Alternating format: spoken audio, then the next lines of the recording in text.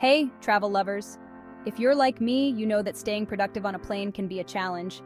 But fear not, I'm here to share some super handy tips on how to make the most out of that flying time. First up, let's talk about your workspace. Yes, airplane seats aren't exactly spacious, but you can still make it work. Start by organizing your carry-on items so that everything you need is easily accessible. A foldable laptop stand can be a lifesaver, lifting your screen to eye level and saving you from some serious neck strain. Now, internet connectivity in the skies has gotten way better over the years, but it's still not perfect. My advice? Download all the documents or videos you might need before you board. This way, you won't be at the mercy of spotty Wi-Fi. And speaking of focus, noise-canceling headphones are a must.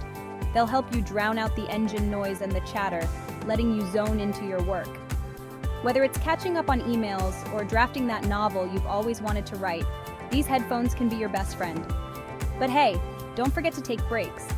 Every hour, give yourself a few minutes to stretch, walk down the aisle, or just gaze out of the window. It's not just good for your body, but it refreshes your mind too.